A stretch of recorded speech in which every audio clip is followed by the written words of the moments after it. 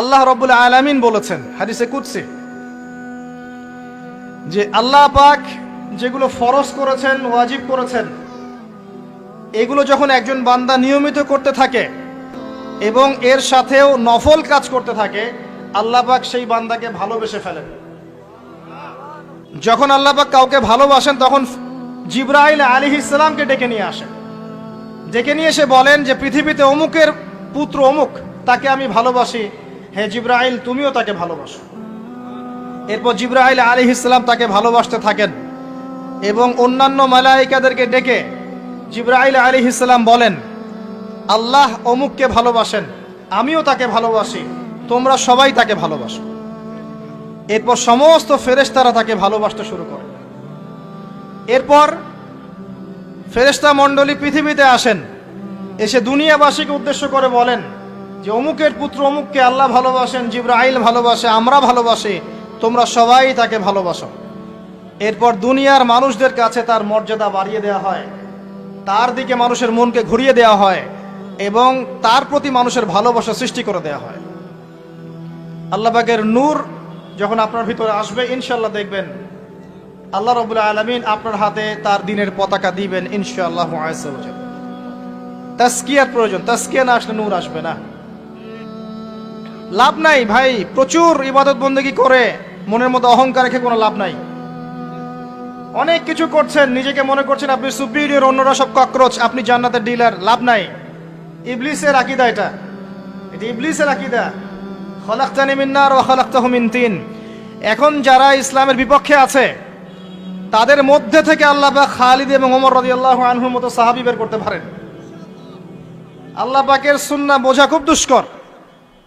যাকে আপনি তুচ্ছ করছেন আল্লাহ পাক তাকে হেদায়েত দিয়ে আপনার চেয়ে বড় জায়গায় নিয়ে যেতে পারেন।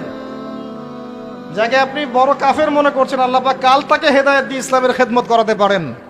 আবার আল্লাহ পাক আপনাকে, যিনি 5 ওয়াক্ত নামাজ পড়ছেন, রোজা রাখছেন, আপনাকে পথভ্রষ্ট করে দিয়ে জাহান্নামে নিতে পারেন। অতএব আত্ম অহংকারের কোনো সুযোগ নাই, তাজকিয়া দরকার। কদ আফলাহা মান যাক্কাহা ওয়া কদ খাবা মান দাসাহা। قد أفلح من تزكى وذكر اسم ربه فصلى بل تؤثرون الحياة الدنيا والآخرة خير وأبقى। তাজকিয়ার পরে কি করবেন? চেষ্টা করেন হালাল রিজিক অন্বেষণ করার। আল্লাহর ওয়াস্তে সুদ খায়েন না, আল্লাহর ওয়াস্তে ঘুষে যায় না, আল্লাহর ওয়াস্তে, আল্লাহর দোহাই দিয়ে বলছি দুর্নীতি করেন না, আল্লাহর ওয়াস্তে মানুষের সম্পদ আত্মসাৎ করেন না।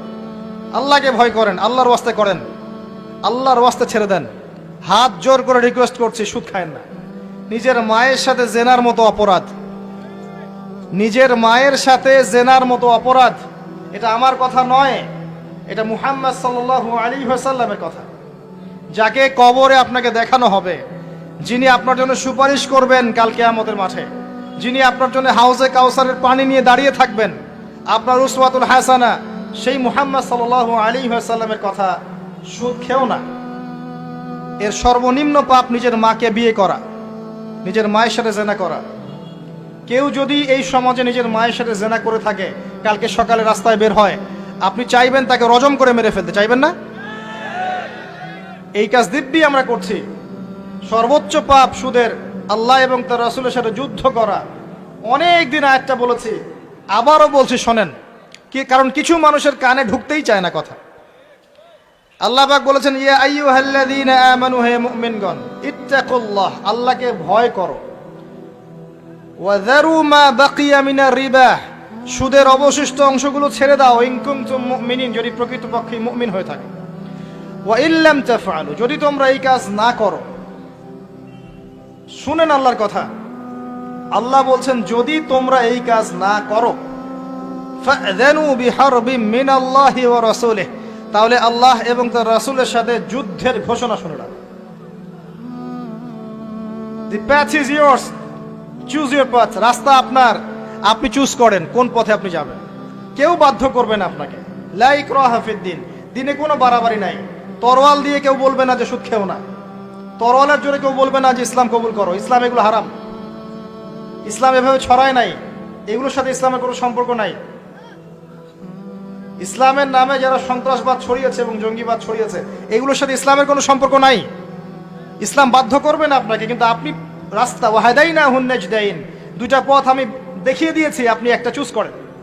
ইম্মা শাকিরা ওয়া ইম্মা কাফুরা, ইচ্ছা হলে আপনি কুফরি করেন, ইচ্ছা হলে কৃতজ্ঞ হন। আল্লাহ বলেছেন সুদ খেও না, নিজের মায়ের সাথে জেনা করা, আল্লাহ এবং তার রাসূলের সাথে যুদ্ধ করা। আপনি পথ চুজ করেন। একটা টাকা যদি হারাম থাকে রিজিকে, আপনার ইবাদত কবুল হবে না। সে যেই হোক, দাড়ি টুপি পাগড়ি জুব্বাওয়ালা মানুষও যদি সুদ খায়, জায়েজ হয়ে যাবে না। পৃথিবীর সমস্ত মানুষ যদি ভোটাভুটি করে যে সুদ হালাল, হালাল হয়ে যাবে না। পরিবারের হালাল রিজিকের ব্যবস্থা করেন। অনেক মানুষ দেখা হয়, কথা হয়, মেসেঞ্জারে টেক্সট করে, হোয়াটসঅ্যাপে নক করে, যে বড় চাকরি করতো, 60,000 70,000 80,000 টাকা বেতন পেত, তখন রিজিকে বরকত ছিল না, ছেড়ে দিয়েছে, চায়ের দোকান দিয়েছে, এখন রিজিকে বরকত আছে। আজকেও একজনের সাথে দেখা হয়েছে, তিনি ইউএস বাংলা এয়ারলাইন্সে কাজ করেন। আমাকে বলছেন, ভাই মুরব্বী মানুষ, আমার পরিবারের সদস্য সংখ্যা বেশি ছিল, হারাম জবে ছিলাম, সুদ খেতাম, সুদি এনজিওতে কাজ করেছি, আপনার লেকচার শুনেছি, আলহামদুলিল্লাহ আল্লাহ পাক শুনিয়েছেন তাকে, এখানে আমার কোনো ক্রেডিট নাই, তিনি ছেড়ে দিয়েছেন, এখন এখানে কাজ করেন। আমি বললাম, পরিবারে কি কোনো সমস্যা হয়, রিজিকে বরকত আছে না? তিনি বলছেন এখন বারাকার শেষ নাই। বলছে কেউ অসুস্থ হয় না পরিবার আমার এখন, আগে ডেইলি অসুস্থ হতো। আমার টাকা চুরি চামারি হয় না, আগে আমার টাকা আত্মসাৎ হয়েছে। বরকত কি জিনিস আপনাকে বুঝাই, বরকত চোখে দেখা যায় না। আপনি হালাল রিজিকে থাকেন, দেখবেন আপনার পরিবারের মানুষ কম অসুস্থ হচ্ছে, খরচ কমে গেল, আপনার সম্পদ চুরি ডাকাতি হচ্ছে না, নিরাপদ আছে।